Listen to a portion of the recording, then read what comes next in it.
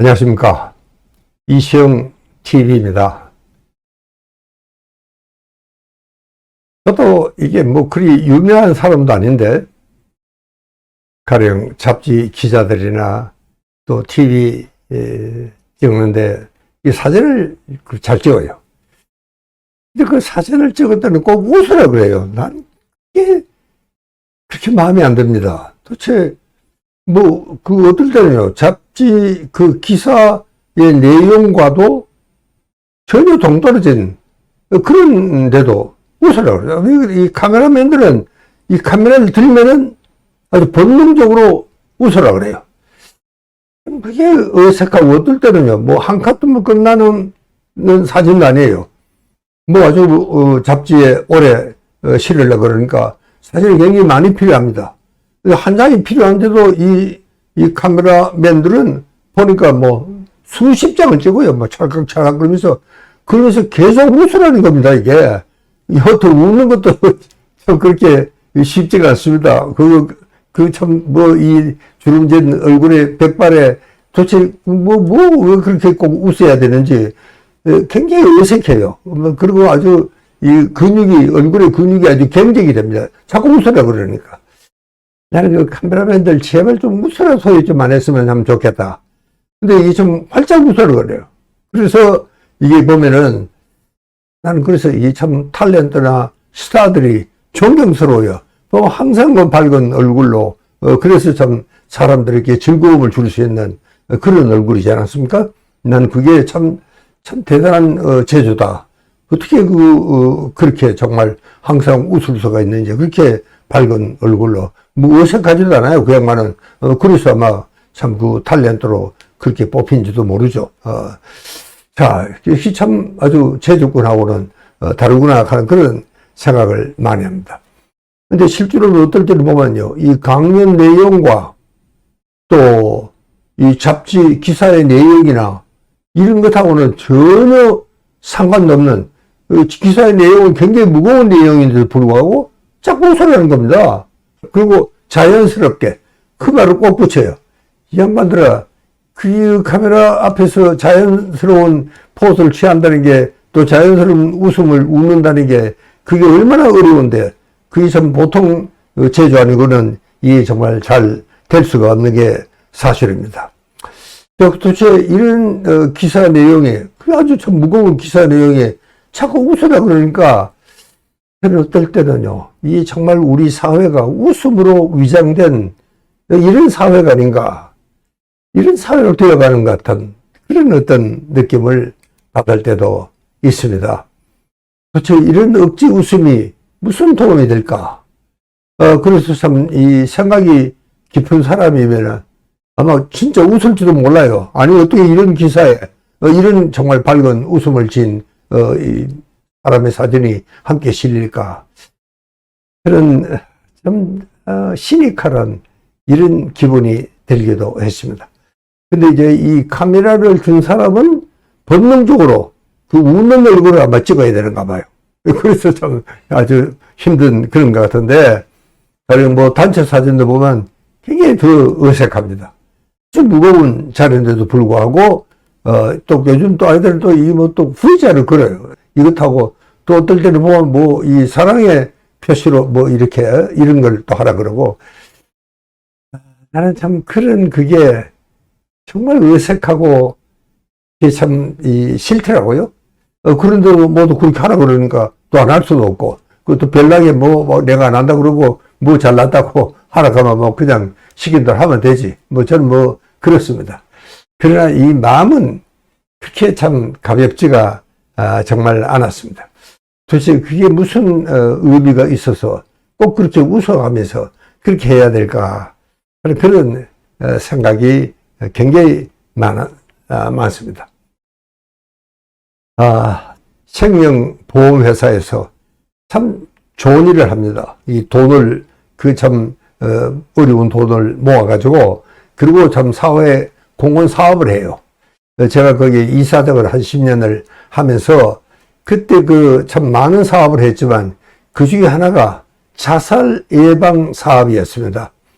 그게 참 자살 예방 셋다에도 우리가 기금을 많이 내기도 하고, 특히 우리는 이제 이 다리에서 투신 자살하는 사람이 그렇게 많습니다. 그래서 참 이 전국의 유명한 다리에는 다 우리가 생명의 전화를 가설했습니다. 저는 그 여의도에 살기 때문에 이 공교롭게도 이 마포대교에서 이 자살하는 사람이 제일 많다고 그래요. 그 하필 마포대교인지 뭐 저는 잘 모르겠어요. 그래서 저는 가끔 저는 여의도 살기 때문에 그 생명의 전화가 별일이 없는지 잘 운영이 되고 있는지 저는 이제 곳곳이 한 번씩 걸어갈 때도 있습니다.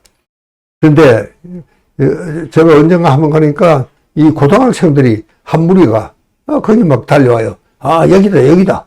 그러고 손가락을 가르치는데 저놈들이 무슨 일을 하나 하고 또 거기가 이제 전국에서 이 전교 1등을 한 아이가 며칠 전에 자살했다는 겁니다. 그게 그 아이들에게는 참 굉장히 뭐 충격적인 그런 걸로 아마 받아들였겠죠. 그러니까 그 자리를 와본 겁니다. 그 얘기는 그러고 막 저거 뛰어내리는 신용을 하는 아이가 있느냐면은 또 뭐 예의 없이 또 사진을 찍는데 뭐 예의 없이 이 V자를 들고 사랑 뭐 표시를 하고 그렇게 정말 이게요 그렇게 오래 안 됐어요. 이래라 하는 것도 이거 얼마 안 됐습니다. 그렇게 하고 이제 사진을 찍고 그리고 또 정말 낄낄거리면서 다시 돌아갔는데 저는 그때 참 일단의 아이들의 그 모습을 지켜보면서 참 전교 1등을 한 아이가 왜 자살을 했을까? 그런 생각을 하는 아이가 하나라도 있었으면 아마 그렇게 밝은 표정은 아닐 것 같다는 그런 생각이 들었습니다. 도대체는 무슨 사연이 있어서 이렇게 정말 참 전교 1등을 하는 그 우수한 수재가 여기서 자살을 했을까? 참 그런 어두운 생각도 잠시 들었어야 되는 게 아닌가. 저는 그런 생각을 했습니다. 그래야지 좀 최소한 그 좀 죽은 아이에 대한 예의가 아닐까. 저는 그런 생각도 정말 했었습니다. 근데 참, 어떻게 보면은 도대체 이 참 아이들이 너무 감성이 메말라서 그냥 웃기만 하면 되는 줄로 그렇게 알고 있는 이런 사회가 되어가고 있는 게 아닌가. 전혀 공감 능력이 정말 결여된 이런 사회로 좀 되어가고 있는 것 같은 이런 느낌을 받았습니다. 저희 언제 한번 이 지하철에 투신 사고가 실제로 있었어요. 그런데 이 지하철이 갑자기 이제 섰어요. 그 사람들이 좀 놀랐죠. 그러니까 정거장이 아니에요 아직도. 정당은 저 앞에 있는데도. 그래서 참 이거 왜 그러나 그랬더니 이제 아나운서가 나오는데 지하철에 그리고 투신 자살한 사람이 있다는 겁니다. 그래서 그 순간 이 정말 그 승객들의 모습이 굉장히 인상적이었습니다. 그 아나운서가 나오자마자 사람들마다 시계를 보는 겁니다. 그래가 참 그때가 뭐 출근 시간도 있고 뭐 이 약속 시간도 있고 그렇겠죠. 그게 이 전차가 움직이질 않으니까 당장 그 시간이 늦을까 봐 그게 이제 걱정인 겁니다. 여러분 정말 누군가가 그래도 몇 사람은 도대체 어떤 사연으로 저 지하철에 뛰어들었을까 그런 생각을 한번 하면은 사람이 그냥 참 그렇게 어두운 표정을 지을 사람도 몇 사람은 있어야 될 텐데 뭐 제 눈에는 보이지 않았습니다. 그리고 이제 시계를 보고는 다시 뭐 하던 신문을 읽는 사람도 있고 또 무슨 휴대폰을 들여다보는 사람도 있고 뭐 그 자기 하던 일로 다시 이제 돌아갔습니다. 그렇게 정말 참 어떻게 이렇게 인간적인 그런 정이 이렇게 메말랐을까? 그 죽은 사람을 생각하는 그 숙연한 마음이 조금이라도 있어야 되지 않겠나.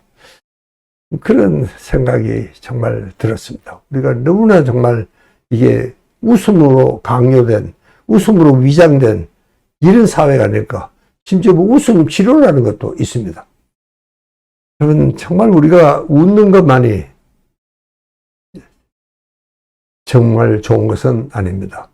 때로는 정말 슬픈 일도 정말 우리는 감당을 해야 되고 또 어두운 면도 우리는 감당을 해야 되는 그런 사회인데도 불구하고 우리는 뭐 계속 그 웃음을 강요하는 이런 사회가 돼서 야, 우리는 지금 과연 어디로 가고 있는가, 우리 사회가. 저는 그런 생각을 했습니다. 정말 웃음으로 위장되는 뭔가 이렇게 이 가짜 사회 같아.